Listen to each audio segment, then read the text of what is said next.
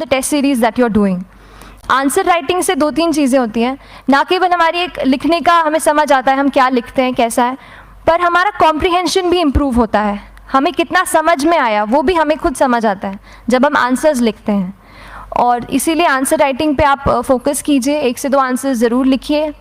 और answer writing के बाद the third pillar of my preparation जो काफ़ी इंपॉर्टेंट जिसने रोल प्ले किया, that was tests and test series and मॉक्स।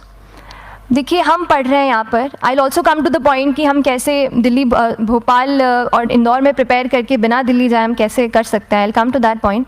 पर उसके पहले टेस्ट की थोड़ी बात कर लेती हूँ कि टेस्ट देना क्यों ज़रूरी है। हम ये जो एग्ज़ाम दे रहे हैं सिविल सर्विस की, एक ऑल इंडिया लेवल एग्ज़ाम है and this cut throat competition. तो उसके लिए आप केवल पढ़ते रहें, सारी बुक्स, मटेरियल्स, स्टैंडर्ड ये करंट का सब पढ़ लें, लेकिन अगर आप ये नहीं जज कर पाए कि आपका क्या लेवल है at an all India level, तो चीज़ें समझ में आप नहीं, मतलब आप आगे नहीं बढ़ पाएंगे या सही डायरेक्शन नहीं पकड़ पाएंगे।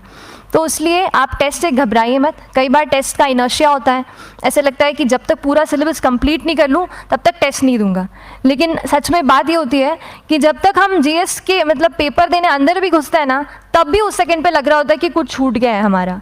तो ये चीज़ होगी ही, इसीलिए ये मैं कभी मत सोचिए कि जब तक पूरा सिलेबस नहीं कर लूँ टेस्ट नहीं दूंगा। जैसे आपका एक थोड़ा बेस बन जाता है प्रिपरेशन का, आप टेस्ट दीजिए, चाहे वो प्रीलिम्स का एमसीक्यू का टेस्ट हो या मेंस का राइटिंग स्किल की प्रैक्टिस हो, टेस्ट पे आप फोकस कीजिए। उसके बाद टेस्ट केवल देने के लिए नहीं देना है, उसको एनालाइज भी अच्छे से करना है। When you get the answer hints, when you get the answer keys, analyse properly कि आपकी क्या गलती हुई है, और उससे भी सीखने की कोशिश कीजिए कि क्या कुछ नया मुझे इस टेस्ट पेपर से या इस आंसर कॉपी से मिल सकता है। तो इस तरह से टेस्ट पे भी आप फोकस कीजिए। And I will come lastly to the point कि जब मैंने प्रिपरेशन शुरू की थी अपने कॉलेज के 2nd ईयर 3rd ईयर आते आते, तो मन में बहुत सारे फियर्स थे। मैं भी एक नॉर्मल फैमिली से हूँ, मेरे फैमिली में किसी ने आज तक सिविल सर्विस का पेपर भी नहीं लिखा था, तो मन में बहुत सारे फियर्स थे, डाउट्स थे, क्या होगा कैसे होगा। तो हो सकता है आपके मन में भी ऐसा हो। और हम जैसे यहाँ रहते हैं, हम सोचते हैं कि दिल्ली जाना तो सबसे ज़रूरी है, उसके बिना तो ये एग्ज़ाम हो ही नहीं सकती। तो उस पर मैं एक चीज़ बताना चाहूँगी कि जैसे KSG जैसे इंस्टीट्यूट हैं, जो फैकल्टी भी हमें वही मिलती है जो दिल्ली में पढ़ा रहे हैं, तो ये एक बहुत पॉजिटिव पॉइंट है कि क्वालिटी का कोई दिक्कत नहीं आएगी। बस एक चीज़ है, आप ज्वाइन करते हैं class, that will only provide you a direction, वो आपका रास्ता दिखा सकते हैं आपको कि इस रास्ते पर आपको चलना है, लेकिन चलना उस रास्ते पे आपको खुद है। You have to work on your own. कभी ये मत सोचिए कि मैं वहाँ नहीं जा पा रहा हूँ तो नहीं हो सकता, यहाँ है, तो हम एक्सक्यूज़ेस बनाते हैं, कई बार चैलेंजेस आते हैं। तो मैंने कॉलेज के साथ प्रिपरेशन की, तो उसमें भी काफ़ी दिक्कत आती थी, कभी कभार कॉलेज की एग्ज़ाम होती थी तो इसमें मैं अपना उतना वक्त नहीं दे पाती थी। तो उस मोमेंट पे फिर प्लानिंग ने मुझे बहुत हेल्प किया कि हम किस तरीके से अपने कॉलेज के एग्ज़ाम के लिए प्लान कर लें। जैसे मैंने इंजीनियरिंग की है और मुझे पता है कि हम इंजीनियर्स 1 महीने से ज़्यादा पहले से पढ़ते नहीं हैं, पढ़ते हैं क्या? तो वो चीज़ आप ध्यान रख सकते हो, उसको अपना स्ट्रॉन्ग पॉइंट बना सकते हो। 1 से 1.5 महीना जब exam is approaching, I use to plan my entire syllabus का प्रिंट आउट निकाल के I use to make my notes, उस तरीके से उसको मैं पढ़ाई उसको संभाल लेती थी। तो whenever you are managing those things together, focus on planning, किस तरीके से आप एक माइक्रो प्लान बनाएं, अपना डेली एक प्लान बनाएं, वीकली टारगेट सेट करें और एक ब्रॉड विजन दिमाग में रखें कि ब्रॉडली आप मंथ्स में क्या कवर करने वाले हैं।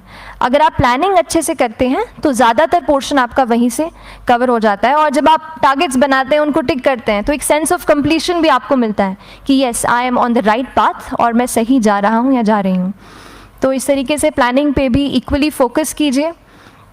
एंड बस यही सिंगल बिगेस्ट मैसेज मेरी तरफ से यही रहेगा कि आपने अगर ठान लिया है, अगर आप सोचते हैं कि आप ये एग्ज़ाम क्रैक कर सकते हैं, तो आपको रोकने वाला और कोई नहीं, आप खुद ही हो सकते हैं। तो खुद आप अपनी रुकावट कभी मत बनिए, एक्सक्यूज़ेस मत बनाइए।